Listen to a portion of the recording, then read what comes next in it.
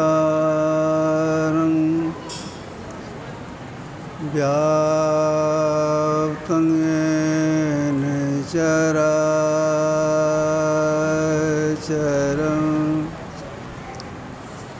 तत्पदं दर्शितम् तस्मै श्री गुरवे नमः। नमो नमो सद्गुरु नमो जासमको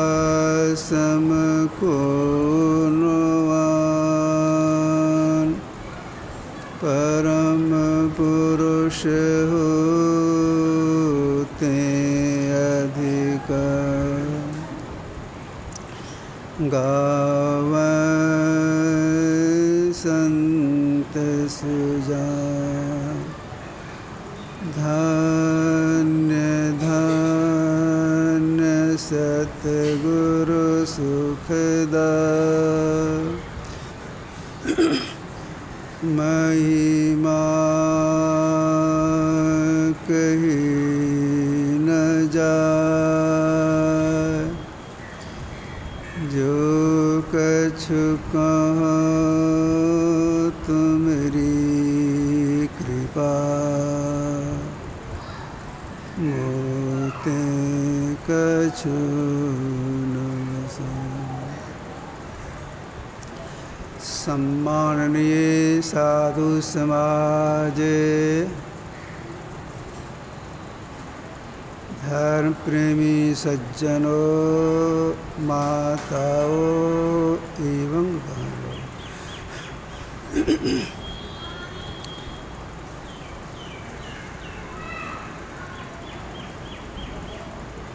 कटिहार जिला में एक स्थान का नाम है मनिहारी। वहाँ अपने संत मत का सत्संग मंदिर है। और गुरु महाराज को अतिशय प्यारा था। गुरु महाराज जी मनिहारी में विराजमान थे।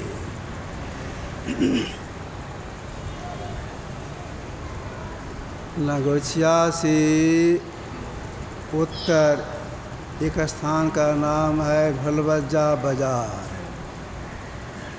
यहाँ के एक सत्संगी गए मनिहारी गुरु महाराज के दर्शनार्थ। सत्संगी का नाम था माधोदास। जब आश्रम बना तो सर्वप्रथम वही व्यवस्थापक बने थे, माधोदास। तो पूर्व परिचित थे।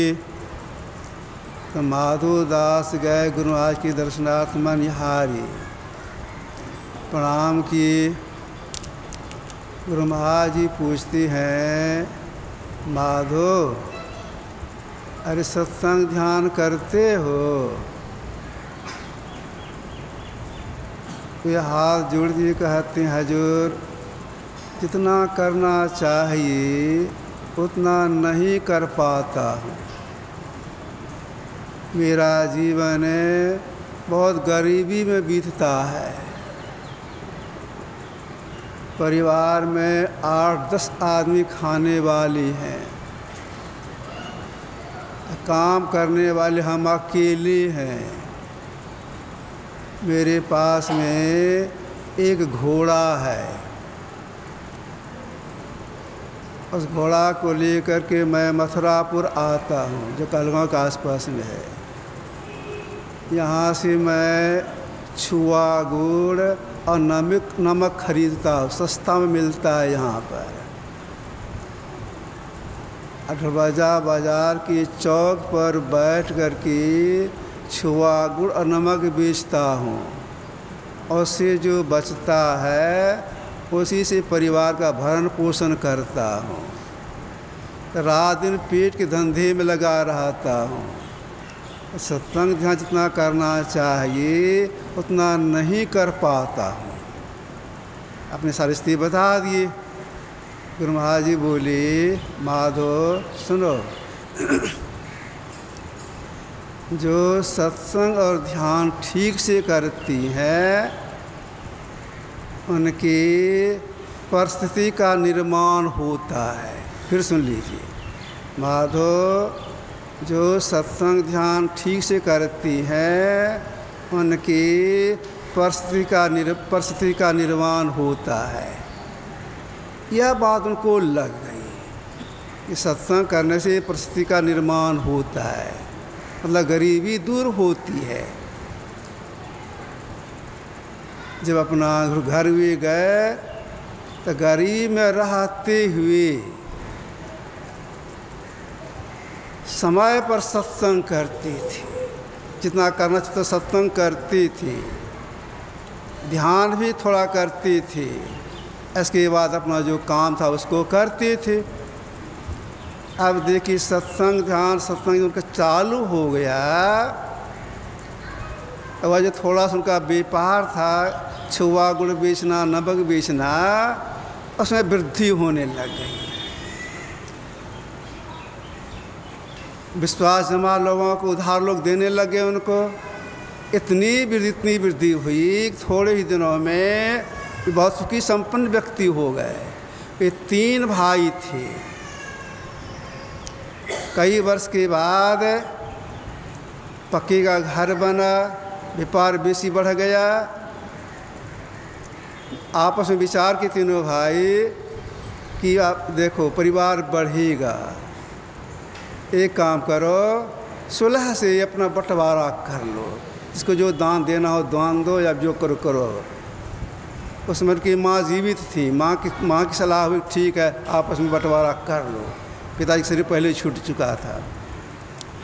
अब देखिए जो छुआ गुड़ बेचने वाले व्यक्ति थे, थोड़ी दिनों में क्या हुआ, पक्के घर तो बन ही गया, जब बंटवारा होने लग गया उस समय सोने का सिक्का, चांदी का सिक्का चलता था। चांदी का 54 58 रुपया चांदी का चलता था। तो ये जमा करके रखे थे चांदी का 1 रुपया। जब बंटवारा करने लग गए तो 53 शेर कह करके चांदी का सिक्का बंटवारा हुआ था। बेचारे कितने संपन्न हो गए, जमीन जगह हो गई। तो जो सत्संग ध्यान ठीक से करती हैं उनके परिस्थिति का निर्माण होता है।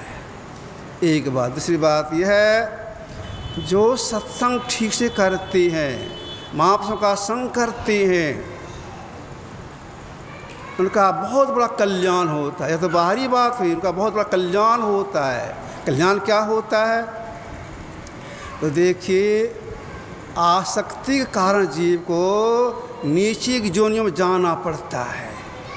जैसे भरत को मृगे में आसक्ति हुई तो मृग जोनि में उनका जाना पड़ा। तो आसक्ति के कारण जीव को नीचे की जोन जाना पड़ता है। और जो सत्संग ठीक से करते हैं, आप संग ठीक से करती हैं, तो आसक्ति का नाश हो जाता है। आसक्ति जीव का बंधन है, अच्छेद बंधन है। 24 अवतार में एक अवतार हो गए भगवान कपिल। इनकी माँ का नाम था देवभूति। तो देवभूति को उपदेश देने के सिलसिले में भगवान कपिल ने कहा था, प्रसंगम जरंग पास्मात्मने कवयो विदु स एव सत्कृतो मोक्ष द्वारम पावृतम। ही माता, संग और आसक्ति ही जीव को अच्छेद बंधन है। अगर यही संग और आसक्ति संत महापुरुष के प्रति हो जाए, उसका मोक्ष का द्वार खुल जाए। इसीलिए महापुरुषों ने कहा संत का संग कीजिए, या मोक्ष की ओर ले जाना वाला है। अभी हम लोगों ने ग्रंथ पाठ में सुना भगवान राम के उपदेश में। उपदेश क्या ये बोले कि संत संग अपवर्ग कर, कामी भाव कर पंथ है, कहाँ है संत कवि कोई भी श्रुति पुराण सद ग्रंथ है। संत का संग मोक्ष को ले जाने वाला है और कामी पुरुषों का संग संसार को ले जाने वाला है। इसलिए महापुरुषों ने परमात्मा से प्रार्थना की है, हे प्रभु हमको सत्संग दीजिए, यह मेरी मांग है। तुलसीदास महाराज ने लिखा है विनय पत्रिका में, जत्र कुत्रापि मम जन्म निज कर्म बस भ्रमत जग जोनि संकट अनेकम तत्र भक्ति सज्जन समागम सदा भवतु मेरा विश्रामिकम। हे प्रभु मेरी एक मांग है, मांग यही है मैं अपने कर्मानुसार जहाँ के जन्म लूँ, जिस जोनि मेरा जन्म हो, आपसे मेरी मांग यह है हमको आपकी भक्ति और सत्संग मिले, हमको संतों का संग मिले। क्यों कहा ऐसा? सत्संग का क्यों मांग किए? तो सत्संग जो है यह परमात्मा का निज अंग है और भव को भंग करने वाला है। देई सत्संग निज अंग श्रीरंग भव भंग कारण संशोकहारी। भव को भंग करने वाला यह सत्संग है। तो सत्संग को कहा, सत्संग को दो भागों में बांटा गया है, धर्म कथा बाहर सत्संग, अंतर सत्संग ध्यान अभंग। बाहर में हम लोग सत्संग करते हैं, बाहरी सत्संग है, और जीव पी में मिलकर एक में एक हो जाए, यह जो सत्संग है एक नंबर का सत्संग है। जो दोनों प्रकार सत्संग करते हैं उनका यह लोक परलोक दोनों बनता है। हम लोगों को दोनों प्रकार सत्संग करते रहना चाहिए। यही आपसे थोड़ा सा रखा। बोलिए प्रेम से श्री सद्गुरु